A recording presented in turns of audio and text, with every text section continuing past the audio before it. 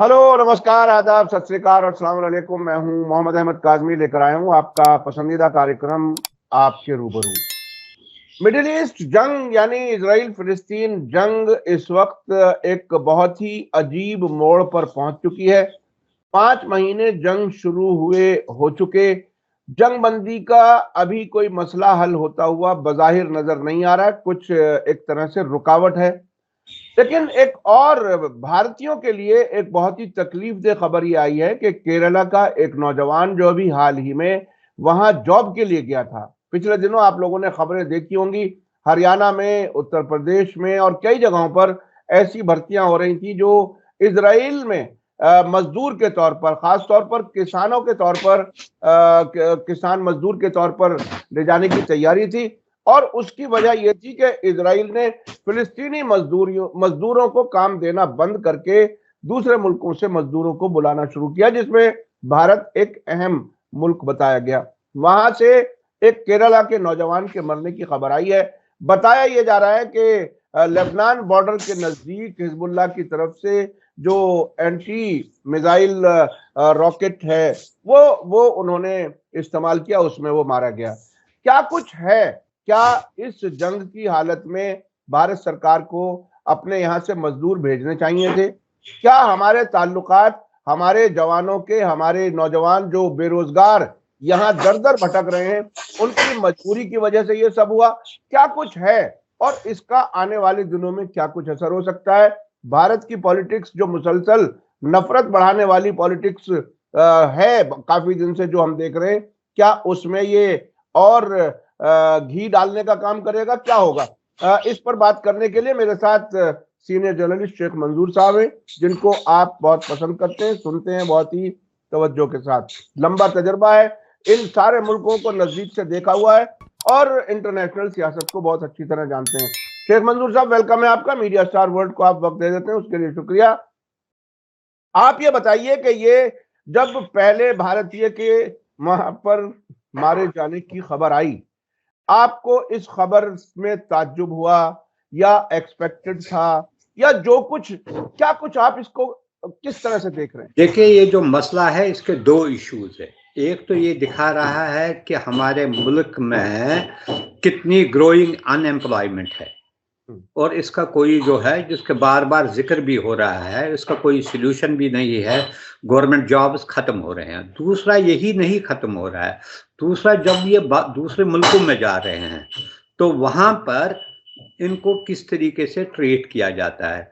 इसके अलावा अगर आपने देखा, अभी रशिया में 100 जो भारतीय गए हैं, इनको वहां जो है आर्मी में फोर्सबली उनको ज्वाइन करवाया गया। और उनमें से अगर आपको याद होगा, जनवरी के आखिरी हफ्ते में एक इंडियन जो है वो यूक्रेन अटैक में मारा भी गया है। ये दूसरा वाक़या है। यहाँ से जब ये रिक्रूटमेंट शुरू हुई है इजरायली गवर्नमेंट के, हालांकि गवर्नमेंट का कहना है ये बिफोर 7 अक्टूबर को उन्होंने एक एग्रीमेंट किया था उनके साथ, जिसके जरिए 40,000 इंडियंस को वहां लिया जा रहा है। लेकिन ये जो केरला के जो है मैक्सवेल, उनका शायद नाम है, ये यूएई में काम कर रहा था। दिसंबर में ये वहां से गया है फार्म हाउस में काम करने के लिए। इससे पहले भी वहां पर अटैक हुआ।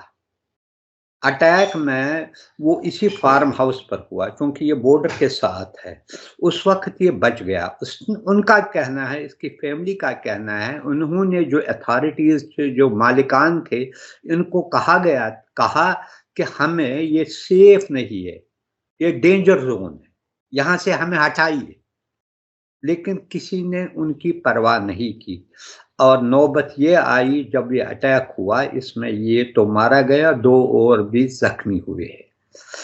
अगर आप देखेंगे, बहुत सारे लेबर यूनियंस है, उन्होंने इस पर क्रिटिसाइज किया था और हुकूमत को कहा था कि वार जोन में एटलीस्ट लेबर फोर्स को मत भेजिए, क्योंकि यूजुअली इंडियंस वहाँ पर ऑलरेडी 18,000 मौजूद है, उनमें से कुछ हाई टेक टेक्नोलॉजी में, लेकिन मैक्सिमम जो है वो एग्रीकल्चर वर्कर्स है या वो हाउसेस में काम करते हैं, वैसे तो वो अटेंडेंट्स या कुछ काम करते हैं।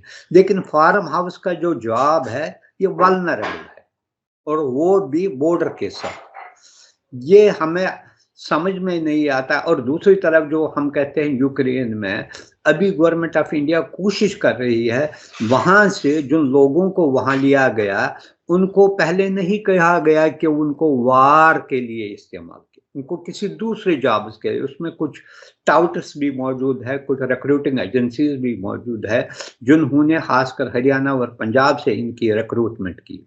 और जब वो वहां गए उनको कहा आपको रशियन आर्मी के साथ जाना पड़ेगा फ्रंट पर, हालांकि उनको पहले एश्योर किया नॉन कम्बैटेंट फोर्स के तौर पर, स्टाफ के तौर पर, असिस्टेंट्स के तौर पर, लेकिन और कहा अगर नहीं ज्वाइन करोगे 10 साल की कैद लगेगी। और हालांकि government of India through external affairs इस मसले को टेकअप किया है, लेकिन इसका अभी तक खातिर खास नतीजा नहीं।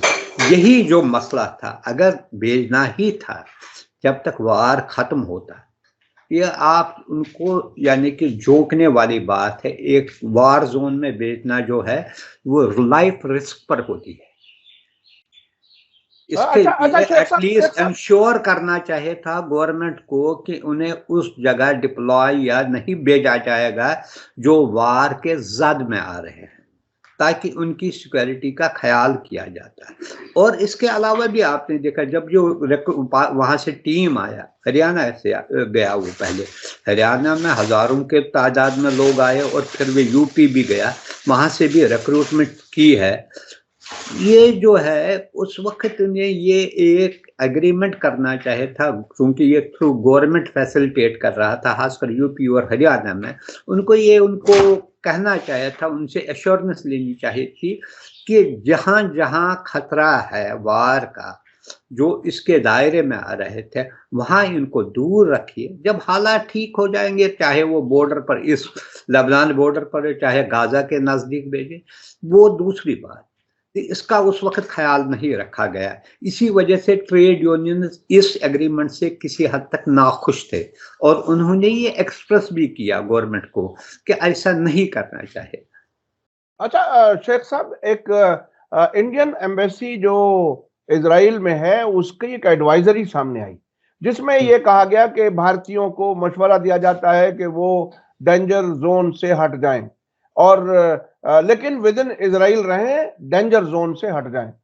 क्या उन मजदूरों के अपने इख्तियार में कहीं होता है? आपने भी बहुत से मुल्कों में जाकर के मजदूरों को काम करते हुए देखा है, क्या उनके इख्तियार में होता है कि वो सेफ जोन में? यही मैं कहना चाहता हूं। ये जो 31 ईयर ओल्ड केरला का जो वहां पर गया है, उसने अपने मालिकान को, जो भी कंपनी के साथ वो काम करता, उसको रिक्वेस्ट की मुझे वहां से शिफ्ट कीजिए। जब अटैक एक हुआ था वहां पर, आज से 15-20 दिन पहले हुआ था, इसी फार्म जो लैंड था उस पर, लेकिन वो गिरा दूसरी जगह। उसने उनको कहा मुझे शिफ्ट कीजिए, लेकिन नहीं किया गया, क्योंकि उसके हाथ में है ही नहीं। उसको जहां पर रखेंगे, डिप्यूट करेंगे, जहां पर उसको रखेंगे उसको तो मजबूरन तो करना ही पड़ेगा। तो क्या ये भारत सरकार की जो एडवाइजरी है ये सिर्फ दिखावा भर है? क्या इसके कोई मानी है? क्या नहीं, इंडियन एम्बेसी को और सरकार को वहां की सरकार से तालमेल करके लोगों को हटाना चाहिए। जब एम्प्लॉयर हटाएगा तभी तो वो कहीं जाएंगे, नहीं तो वो तो बिल्कुल मजबूर। देखिए, ये चीजें जो एडवाइजरी है वो उन लोगों के लिए हैं जो विजिटर्स है, जो वहां पर काम। लेकिन जब ये एग्रीमेंट किया जाता है, किसी गवर्नमेंट टू गवर्नमेंट एग्रीमेंट होता है कि हम वर्क फोर्स यहाँ से भेजेंगे, ये यहाँ से ही नहीं, शायद कीनिया और नाइजीरिया और दूसरे अफ्रीकन कंट्रीज से भी बहुत सारे गए हैं, लेकिन उसमें ये आपको इंश्योर करना पड़ेगा। जैसे पहले लेबर एक्सप्लॉयटेशन बहुत होती थी मिडल ईस्ट के कंट्रीज में, फिर उसके बाद इसमें रिफॉर्म्स आ गए, बहुत सारे चेंज, सेफ गार्ड जो है लेबर का सेफ गार्ड किया। क्योंकि कई बार आपने देखा नर्सेज होते थे, वर्कर्स होते थे, वो महीनों उनको तनख्वाहें नहीं मिलती थी, या उनको फिर जेल भेजा जाता था जब वो इसके लिए प्रोटेस्ट कर रहे थे। कहीं कहीं ये बहुत बड़ी प्रॉब्लम होती थी। इसमें कुछ चेंजेस आए हैं, लेकिन इसमें सबसे बड़ी बात है ये है, जब अथॉरिटीज को, जब उन्होंने एग्रीमेंट उनके साथ किया तो वो ये एक क्लाज रखना चाहे थे कॉन्ट्रैक्ट में कि जब तक वार खत्म ना हो तब तक उन्हें किसी डेंजर जोन में नहीं रखा जाएगा। उसमें कोताही तो हुई है, कहीं ना कहीं तो कोताही हुई है, जिसकी वजह से जो भी वहां गया, जिसको भी जहां भी रखा गया। अब इसमें भी ये इजराइल का क्या है, इजराइल को जो है तकरीबन 90,000 कुछ कहते हैं 90,000 से 1 लाख के करीब जो थे फलस्तीनियंस काम कर रहे थे।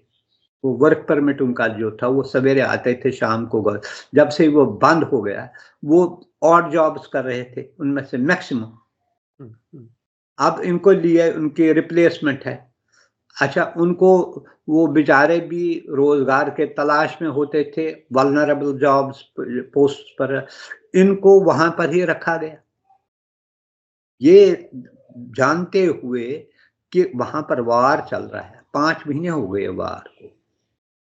इसके लिए चाहे वो यूक्रेन का मसला हो, चाहे ये इजराइल का मसला है, इससे दूर रखने के कौन सी ये बड़ी बात होती थी। अभी और 6 महीने के लिए ये डिले किया जाता कि नहीं जाइए वहां पर।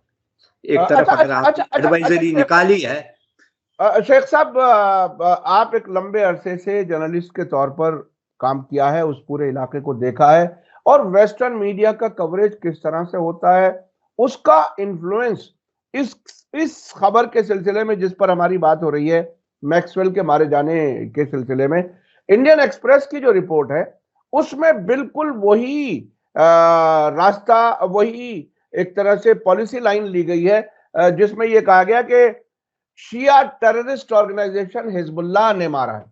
यानी ये इस जंग के साथ में शिया और सुन्नी टकराव की बातें हो सकती हैं, इसके इम्कान बहुत ज्यादा जताए जा रहे हैं। बहुत से एक्सपर्ट इस बात को कह रहे हैं। अब हिजबुल्लाह ने एक पोजीशन ली है कि गजा पर आप लोग हमले करोगे, गजा की पाबंदी लगी रहेगी, हम यहां से फिलिस्तीनियों का साथ देने के लिए हम हमले जारी रखेंगे। अब इसमें शिया और सुन्नी इस किस्म की रिपोर्टिंग हमारे यहां भारत के मीडिया में भी हो रही है, इसको आप कैसे देख रहे हैं? देखिए, सबसे बड़ी बात है, ये जो वार है ये सबों को पता है ये किस वजह से चल रही है वहां पर। उसमें ये पहला मौका नहीं है जब एक वहां पर कोई मारा गया। इसमें बहुत सारे मारे गए, चाहे भी लबनान से उनको हिजबुल्लाह ही वहां से करता है, जो उन पर रॉकेट्स है या कोई हमले हुए, या यहाँ से भी रिटेलिएशन होती है। ये दोनों तरफ होती है, ये नहीं कि वन साइडेड होती है। उनके भी बहुत सारे जो है कमांडर्स और उनके लोग मर गए, यहाँ तक कि सिविलियन भी वहां पर मर गए। तो उस वक्त रिपोर्टिंग का मकसद यही है, अगर ऑनेस्ट रिपोर्टिंग है होनी चाहिए, या फेयर रिपोर्टिंग होनी चाहिए, तो ये भी दिखाना चाहिए था कि इजरायली इसमें जो है सिविलियंस भी मारे गए, वो भी चाहे वो किसी भी धर्म से ताल्लुकात रखने वाले होंगे। उसमें चूंकि लबनान में क्रिश्चियंस भी है, शियाज भी है, सुन्नीज भी है, या द्रूज है, बहुत सारे, वो भी उस कम्युनिटी के भी बहुत सारे हैं। इसलिए इसको किसी तरीके से लगाना, फिर ये कहेंगे कि उसको कुछ कंट्रीज जो है, ये वेस्टर्न कंट्रीज, हमस को भी टेरर ऑर्गेनाइजेशन कहते हैं, उस पर भी कहते हैं, लेकिन बातचीत तो चल रही है, उन्हीं के साथ नेगोशिएट कर रहे हैं वो सीज फायर का, जब भी वो हो जाए। और पिछले 3 महीने से डायरेक्टली या इनडायरेक्टली सारे वेस्टर्न कंट्रीज के जो मेन मीडिएटर्स है वो उन्हीं के साथ बातचीत में कर रहे हैं। यहाँ तक उनके जो नुमाइंदे हैं, कभी जो इजिप्ट में होते हैं, कभी कतार में, कभी तुर्की में, या कहीं दूसरी जगह होते हैं जहाँ वो नेगोशिएट कर रहे हैं, वहाँ पर ये भी होते, इजरायली के मोसाद चीफ भी होते हैं, सिक्योरिटी इंटेलिजेंस भी होते हैं, अमेरिकन होते हैं। इसलिए ये कहना कि किसी चीज को इसने मारा, ये जंग है, वार है। अगर यही फार्मूला लगाया जाए यूक्रेन के मामले में, तो उस वक्त क्यों नहीं कहा गया कि यूक्रेन के मिसाइल से वो मर गया?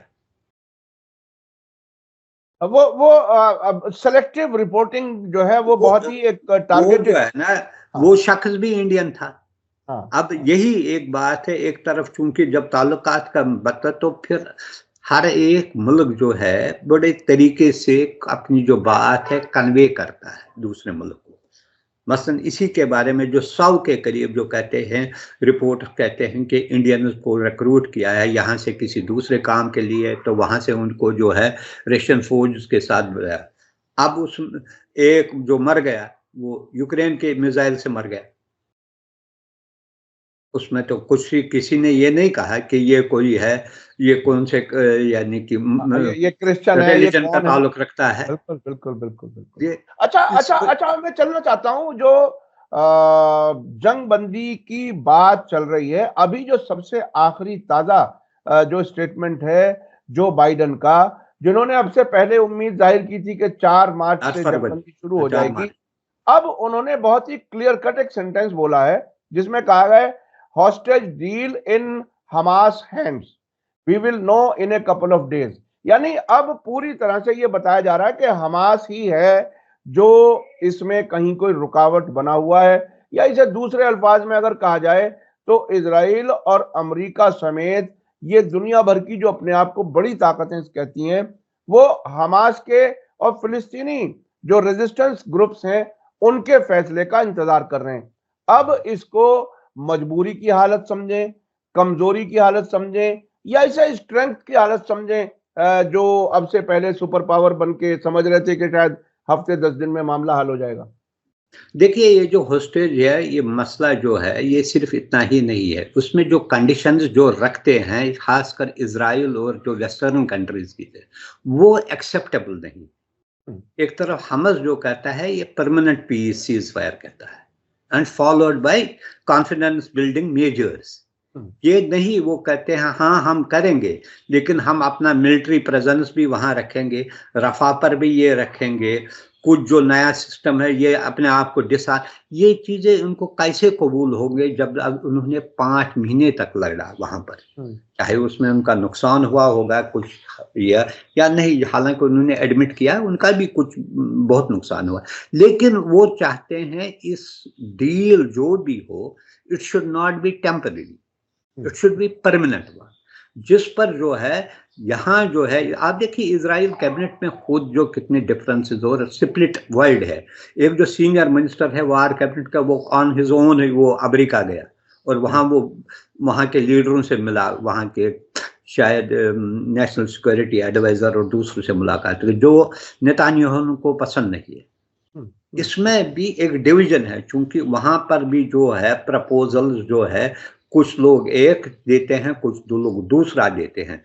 हालांकि ये भी चल रही है कि जो सीनियर मिनिस्टर गया उसको पुश कर रहे हैं American, he should take over as prime minister after Netanyahu, क्योंकि डिफरेंसेस बहुत है।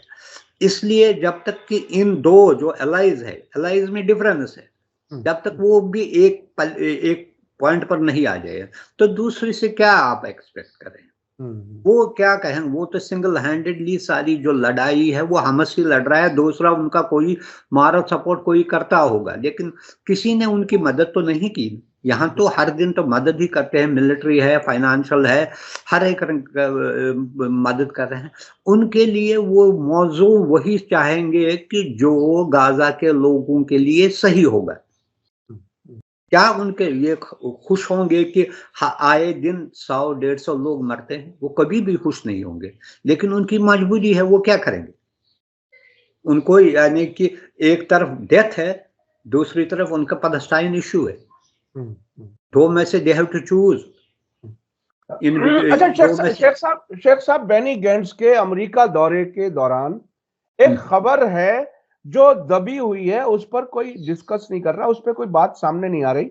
मेरी नजर पड़ी है खबर पर, वो ये कि जिस वक्त इजराइल के वॉर कैबिनेट के मिनिस्टर बेनी गेंट्स जो अपोजिशन लीडर भी हैं, वो उनकी वॉशिंगटन में मौजूदगी के दौरान ही कतर के प्राइम मिनिस्टर भी वहां पर मौजूद हैं।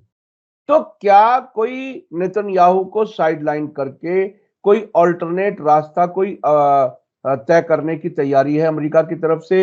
वाइस प्रेसिडेंट की मुलाकात, एनएसए जैक सुलिवन की मुलाकात, एंटोनी ब्लिंकन की मुलाकात और स्पेशल जो एनवॉय है मिडिल ईस्ट का उनकी मुलाकात। तो ये सारी मुलाकातें हो करके साथ में कतर के प्राइम मिनिस्टर का भी वहां होना, आप इसको किस तरह से देख रहे हैं? देखिए, ये पहले भी हम कह रहे थे जब से वार शुरू हुआ है कि प्राइम मिनिस्टर नेतान्याहू के जो है डेज आर नंबर्ड। ये भी एक रीजन है कि प्रोलॉन्ग वार करना, वो अपने लिए जो है रास्ता ढूंढ रहा है, इसको अपनी जो है वो स्टे का जो है रास्ते के लिए कर रहा है। ये एक सारे इंटरनेशनल लेवल पर यही चल रहा था। और अगर जो वहां पर सर्वेज किए जा रहे थे, हर बार यही कहा गया था मेजॉरिटी ऑफ इजरायली जो है they want him to be out. लेकिन साथ ही साथ अब उसका ये जो है जो वो अपनी रिजिडिटी दिखाता है कुछ इश्यूज पर, अपने एलाइज के साथ भी वो कहीं कहीं इनको कन्फ्रंट भी करता है। वो उनको ऐसा चाहिए जो उनकी जो है कहीं कहीं उन बेसिकली इजराइल की इतनी प्रॉब्लम नहीं होती है इंटरनेशनल लेवल पर जितने अमेरिका और इसके दूसरे जो वेस्टर्न कंट्रीज के आए दिन उन्हीं के खिलाफ क्रिटिसिज्म। आपने देखा ब्रिटेन में जो है प्रो पैलेस्टीनियन एक जो है थर्ड पार्टी का एक मेंबर है, मेंबर पार्लियामेंट, वो जीता simply because he was advocating and supporting Palestinian cause, जो ब्रिटेन के लिए सबसे बड़ा हंगामा हुआ, पॉलिटिकल अपहीवल हुआ। ये कैसे जीता उसने? और जहां तक कि प्राइम मिनिस्टर ने कहा ये जो है मैं जो हार्डलाइनर्स को नहीं एली, ये दिखाता है इंटरनेशनल लेवल। कल या परसों मैं देख रहा था अमेरिकन जो इस वक्त प्राइमरी चल रहे हैं प्रेसिडेंशियल इलेक्शंस के लिए, जहां पर कौन डेमोक्रेट्स के लाखों जो है वोट्स जो है उन्होंने एब्सटेन के, उन्होंने वोट नहीं दिया, रिजेंटमेंट दिखाई है ह्यूमन राइट्स इश्यूज पर, पैलेस्टाइन के इशू पर बाइडेन के खिलाफ। ये एक मैसेज आ रही है। ये नहीं है कि सारी दुनिया में लोग वो भी है जो अमन चाहते हैं, जो चाहते हैं कि ये उनको ये लग रहा है उनके साथ जुल्म हो गया, और इतने अरसे जो है 5 महीने उनको आए दिन जो कयामत सगीर है जी, से कम नहीं है ये। इसलिए उनके लिए भी वो चाहते हैं कि ये उनको ज्यादा नुकसान हो रहा है। जो ये इसी को बाइडेन को जो एक ये जो है स्टेट में उसको 2 लाख लोगों ने उसको ये नहीं किया, वो रहे इसमें।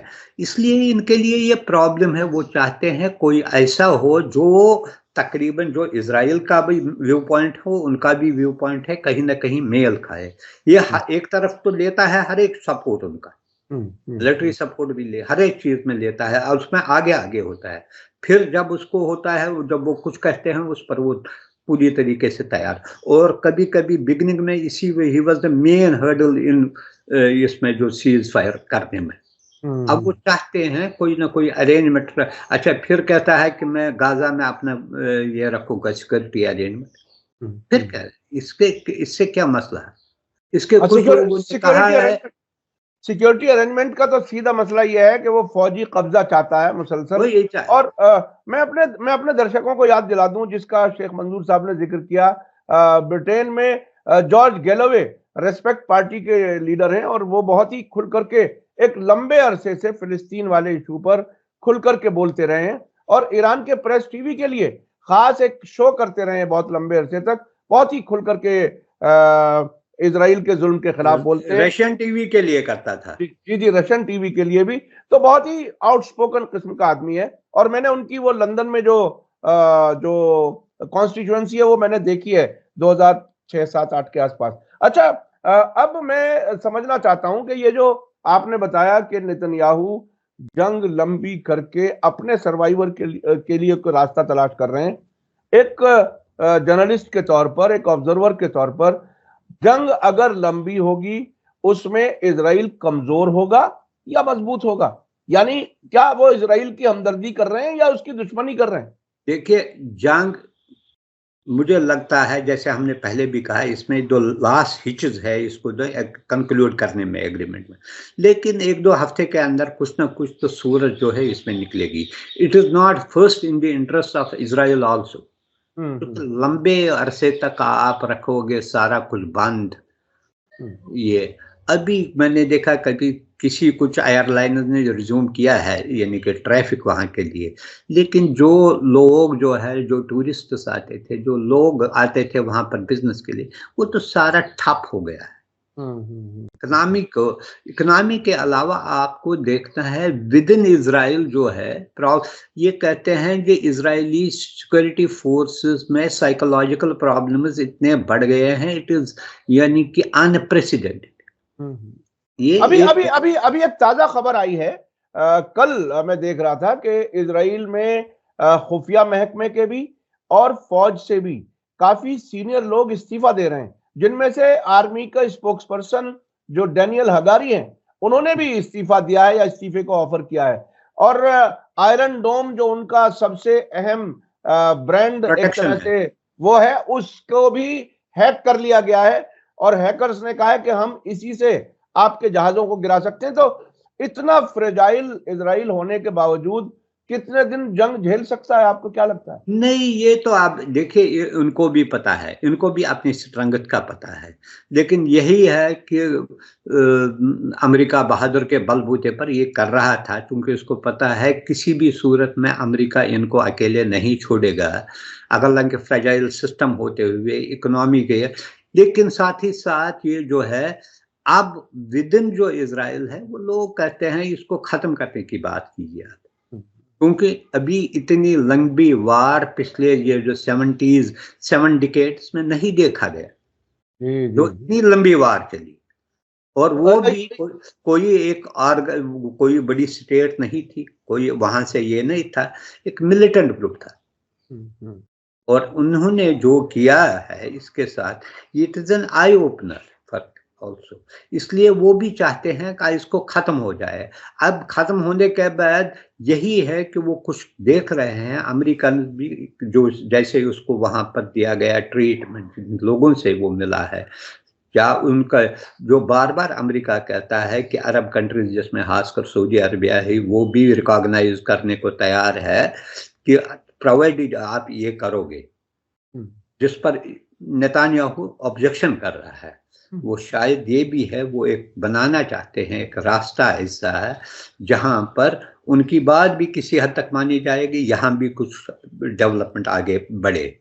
इसके लिए ये जो उसको बुलाया गया होगा, वो ऑन हिज ओन तो नहीं गया होगा ना वहां पर, उसको बुलाया गया हो और एक किस्म को मैसेज कन्वे करना था नेतान्याहू को कि वो रिबफ कर रहे थे उसको, बेसिकली जैसे वो उनको करता था ओपनली, उन्होंने रिबफ किया उससे, उस पर उसने कहा मेरे अप्रूवल के बगैर वो गया वहां पर, हालांकि वो अपोजिशन का लीडर है और बहुत इंपॉर्टेंट पोर्टफोलियो उस पर रहा है ये। उसने वो उसको रिबफ किया कि आपके बगैर भी हम ये कर सकते हैं, कुछ चीजें वहां पर कर सकते हैं आपके बगैर, जो इसको एक्सेप्ट नहीं हुआ। एक किस्म को उसको खुद भी लग रहा है कि ये चीजें ज्यादा देर नहीं चलेंगी, कि अगर आप नहीं करोगे हम दूसरे से करवाएंगे।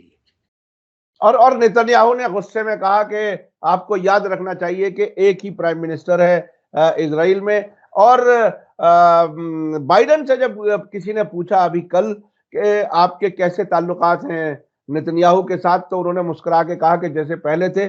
और पहले थे का मतलब यह है कि अभी तक उन्होंने व्हाइट हाउस में इनवाइट नहीं किया है। और नेतन्याहू ने अपने मिनिस्टर्स पर बाकायदा पाबंदी लगाई हुई है कि कोई मिनिस्टर अमेरिका नहीं जाएगा जब तक मुझे नहीं इनवाइट किया जाएगा। तो एक अजीब किस्म की कशमकश है। और आपकी बात से ये एक नतीजे के तौर पर शायद मुझे समझ जो आया वो ये कि इजराइल ये जानता है कि अमेरिका हमें छोड़ेगा नहीं, और अमेरिका की उस मजबूरी या उस पॉलिसी का मिसयूज करते हुए इसको जंग को जारी रखना चाहता है नेतन्याहू। शायद ऐसा कुछ अगर नतीजे के तौर पर समझा जाए। कोई खास बात आप कुछ अगर आखिर में कहना चाहें तो? नहीं, यही तो हकीकत है, जो वो जो बार बार उनके जो भी प्रपोजल्स आए हैं, इनको जो ये रिजेक्ट करता है, इसके लिए उनके लिए प्रॉब्लम होती है, क्योंकि डील तो वो करते हैं ना ऑन बिहाफ ऑफ इजराइल, और हर एक डील पर ये स्कैटल कर रहा है। तो अब और इजराइल और अमेरिका का ये इलेक्शन ईयर है, ये भी एक बहुत ही क्रूशल मामला है। आप देखिए प्राइमरीज कल हुआ है, उसमें बाइडेन और ट्रंप जो है दोनों ने रेस जीती है ऑलमोस्ट। ये तो क्लिंच तो हुआ ही है, अब फॉर्मेलिटी ही बाकी है, उन्होंने अच्छा किया है दोनों ने उस पर। ट्रम्प भी बहुत आगे निकल गया, उसने भी कहीं और ये भी बहुत ही कमाल का मुल्क है अमेरिका के, जिस प्रेसिडेंट ने लोगों को भड़का करके कैपिटल हिल में घुसा दिया हो और वाइस प्रेसिडेंट की जान को खतरा पैदा कर दिया हो, अब वो दोबारा अगर प्रेसिडेंट बनेगा तो ये बहुत ही अजूबा किस्म का मुल्क है। ये बहुत ही दिलचस्प चीज ये जो पॉपुलैरिटी रेट में अगर आप देखते हैं, he is having very good popularity rate as compare to Biden. हालांकि दोनों की तकरीबन बराबर है, लेकिन फिर भी इसका एज है। तो ये दिखा रहा है कि अगर आइंदा मुकाबला इन दो के दरमियान है, एवरी चांस वहां पर है कि शायद यही रिटर्न हो जाए, अनलेस कल मैं देख रहा था, एक रिपोर्ट देख रहा था, जिसमें एक क्लाज है अमेरिका के इसमें, अगर वो इलेक्ट हुआ, अगर कांग्रेस में डेमोक्रेट्स की मेजॉरिटी आ जाएगी तो वो इसको ब्लॉक कर सकते हैं। ये मैं कल कोई नहीं का एक्सपर्ट जो कह रहा था, जो मुझे भी इतना ज्यादा पता नहीं था, वो कह रहा था कि वो ब्लॉक कर सकते हैं उसको प्रेसिडेंट बनने में।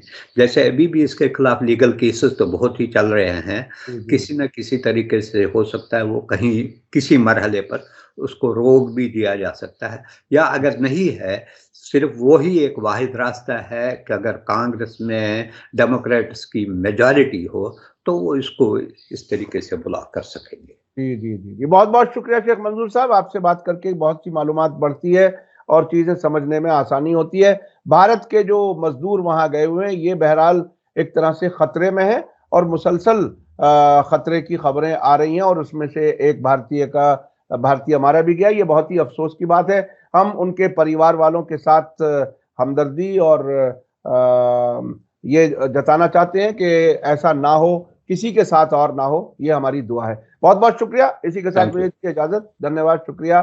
जय भारत, जय हिंद। मीडिया स्टार वर्ल्ड के और वीडियो देखने के लिए हमारे चैनल को सब्सक्राइब करें और सीधे नोटिफिकेशन पाने के लिए बेल आइकन दबाएं।